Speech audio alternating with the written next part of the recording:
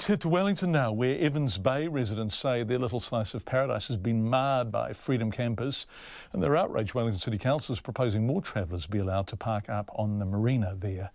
The council is proposing to add another 30 car parks to the 46 car parks currently allocated for freedom campers. But residents whose properties overlook the marina say they're fed up with seeing campers getting dressed in public, doing their laundry and more. Te Aniwa Hurihanganui has the story.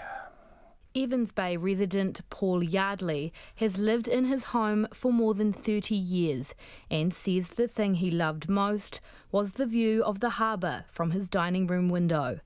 But for the last 5 years, his view has been obstructed by travellers going about their everyday routine. We sit here on a daily basis seeing them get dressed in the morning because there's no room in the van. They get out of there, they get dressed, they do the washing up, things get thrown on all the wastewater gets thrown on the ground.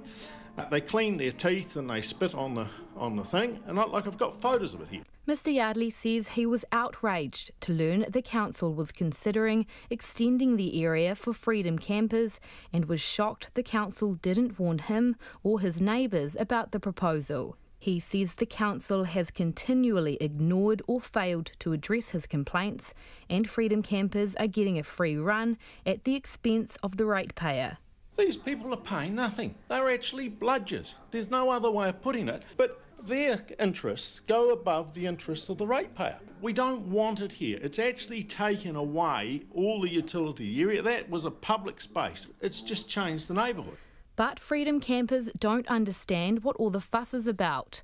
A few campers who were parked up on the marina said they were always mindful and respectful to local residents. To be honest, I think it's a little bit stupid. We don't harm anyone and we only want to travel and don't do anything. So what's the problem with that? You know, we want to explore the city and see some cool stuff and while we're being here, but yeah, if people are feeling that way, that doesn't make us feel very well, I guess. Can't understand because that's very quiet. I think the airport is much louder than we are here.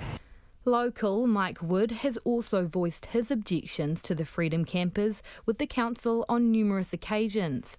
He says the area can no longer be used by locals who want to use the space for recreational use. This is also the only area of flat land with a bit of tar seal that kids can go and use for skateboarding, cycling. Even the local rugby club, when the grounds are out, come over here and use it at night time. Well, they can't use it at night time if it's full of camper vans, or even during the day. The council's recreation and parks planner Joel De Boer says security personnel regularly check the area for campers who overstay their 4-day limit and to ensure nobody is causing a disturbance.